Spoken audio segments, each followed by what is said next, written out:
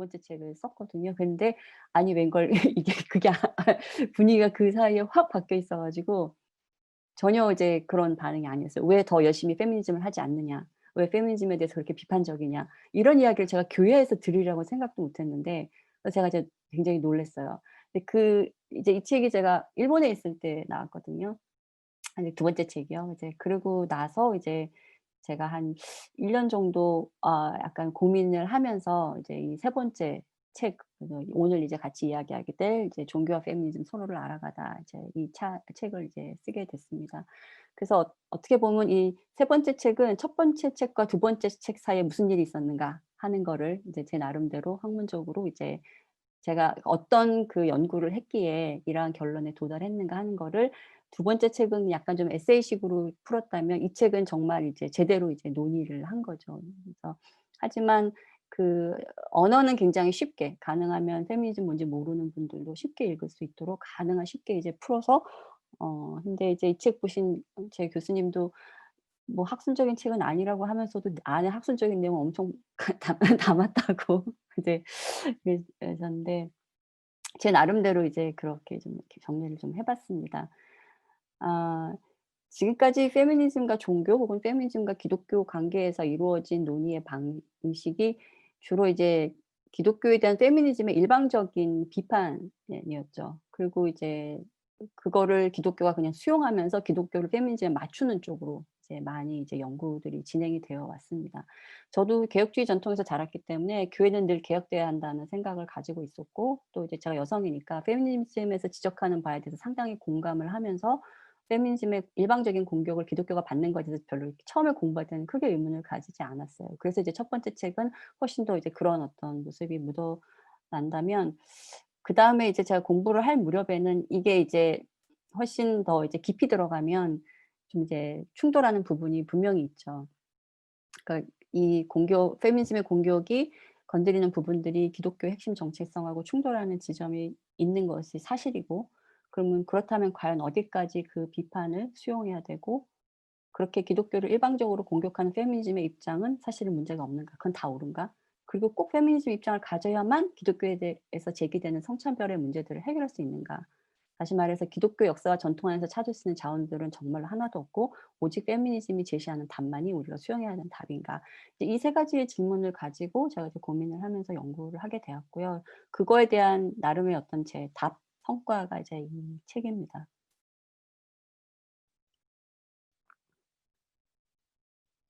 이제 다시 이제 좀 정리를 하면, 과연 그 기독교 페미니즘, 기존의 이제 페미니즘의 기독교를 비판하는 방식 혹은 여성 신학의 논의들, 이제 그런 것들은 모두가 지금 페미니즘의 기준에 맞춰서 계속 기독교를 바꾸려 해 왔거든요. 근데 저의 질문은 '그 방법이 과연 맞는가? 그 방법밖에 없는가?' 이제 여기에서 이제 시작이 되었던 거죠. 페미니즘의 뿌리는 원래 서구의 자유주의 사상인데요. 자유주의 사상은 사실 처음 태동될 때부터 교회에 저항하면서 큰 사상이거든요. 그래서 종교에 대해서 전반적으로 좀 비판적이에요. 근데 이제 페미니즘을 교회에 도입하려는 많은 분들이 이런 페미니즘의 뿌리는 잘 모르고, 그러니까 현상적으로 남녀 차별이 있고 여자들이 부당하게 당하고 있고 억압당하고 이런 현상이 있기 때문에 이 현상을 해결하기 위해서는 이 현상에 대해서 가장 목소리 크게 지적하는 페미니즘을 우리가 알아야 된다, 이렇게 생각하는데, 페미니즘은 우리가 현상적으로 경험하는 문제에 대해서 그 문제의 그 원인을 밝히는 방법, 진단하는 방법, 해결하는 방법을 자기네 어떤 그 프레임 안에 가지고 있는 어떤 하나의 사상 체계예요. 그래서 우리가 그 세상 체계를 그대로 가져오면 사실은 근본부터 이제 충돌되는 부분이 있을 수밖에 없는 거죠.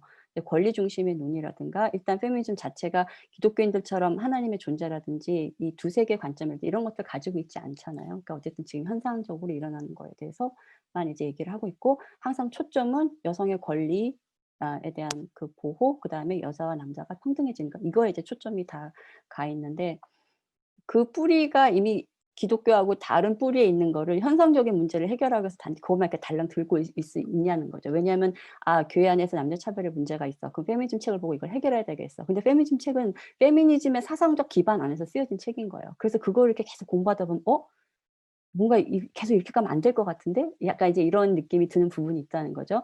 그래서 제 두 번째 책에 그 서평 써 주신, 추천 써 주신 그 간사님이 자기도 페미니즘 공부해 봤지만 이거 계속 공부하니까 결론이 이혼하는 거 밖에 없네. 이런 결론에 이제 도달하더라는 거죠.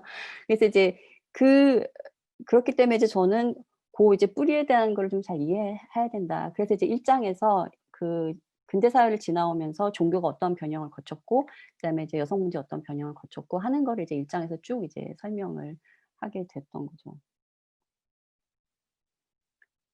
그다음에 이제 제가 2 장하고 3 장에서 이제 이슬람하고 유교를 얘기를 하게 되는데요. 제가 2 장하고 3 장을 쓴 것 때문에 아까 이제 잠깐 김수철 목사님하고도 얘기를 했는데 이 부분 때문에 살짝 '아 이 사람이 지금 어느 지점에서 왜 기독교 얘기를 하다가 갑자기 딴 얘기가 나오는가.' 하는 이제 부분을 이제 어떤 반응들을 받게 되는데 왜냐하면 이제 뭐 이게 혹시 다원주의로 가는 거냐 뭐 이제 타 종교에 대한 어떤 그런 이제 입장들이 이제 많이 올라오는데 제가 이 두 종교를 들여다보면은 다른 이유가 아니라 저희가 이 장에서 이슬람 페미니즘을 다룬 이유는 저희가 비서구 기독교인이기 때문에 이제 일단 그렇게 좋았어요. 그러면 비서구 기독교인이면 아시아 기독교라든지 다른 비서구 기독교를 보지 왜 이슬람을 받느냐 이제 이런 질문이 있을 수 있는데요. 기독교 안에서 논의되는 아시아적 가치를 수용한 탈식민 관점의 어떤 기독교적인 연구들이나 이런 논의들은 우리가 이해하는 역사적 기독교의 범주를 벗어나는 경우들이 많이 있어요.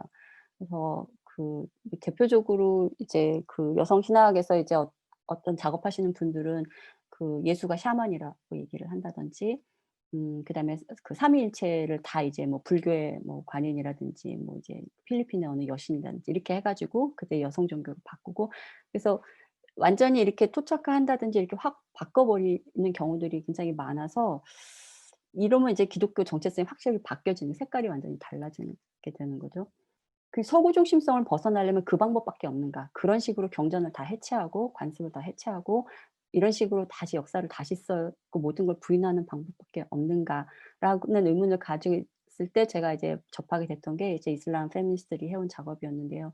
이 사람들은 비서구인으로서 자기네 어떤 비서구적인 정체성을 가지고 서구 페미니즘을 비판적으로 수용하면서 그 안에서 이제 나름대로 작업을 창의적으로 해오고 있더라고요. 그래서 내가 내 종교적 전체성을 지키고 내가 비서구인이라는 나의 위치에 대한 인식을 가지면서 페미니즘을 할 수 있는 방법을 참고를 하고 싶다면 '이슬람 페미니스트들이 어떻게 하고 있는지 한번 보는 게 도움이 되겠다.' 이건 이제 다른 데서는 어떻게 하고 있는지 봄으로써 우리가 참고를 할 수 있는 어떤 지점들이 생긴다는 거죠. 근데 제가 이 책에서도 논의를 했지만 그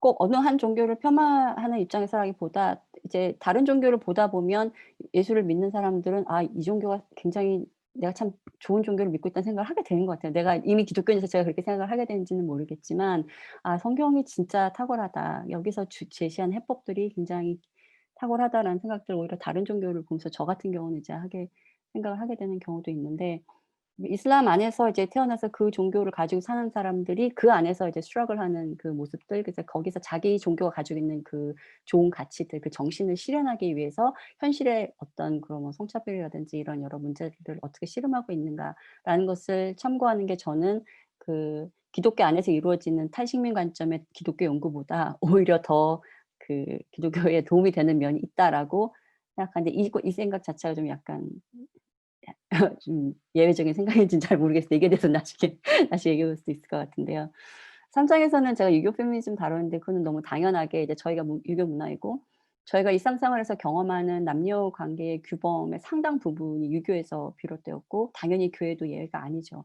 오히려 유교가 많이 사라질 수 있었던 이유가 기독교가 그걸 아주 자연스럽게 잘 대체했기 때문이라는 생각을 저는 하거든요. 그러니까 가족의 규범이라든지 인간관계 어떤 윤리적인 규범들을 유교는 이제 옛 것으로서 이제 남아 있으면서 거기에 이제 새 언어를 기독교가 이렇게 제공을 해 주면서 이렇게 성공적인 교체를 이루었다는 생각을 하는데 그걸 이제 또 다르게 표현하면 유교 문법 위에 기독교 용어가 이렇게 덮여 있는 어떤 거라고 제가 표현을 하기도 했는데 그만큼 사실 우리의 인간관계의 어떤 기본적인 프레임이라고 해야 되나요?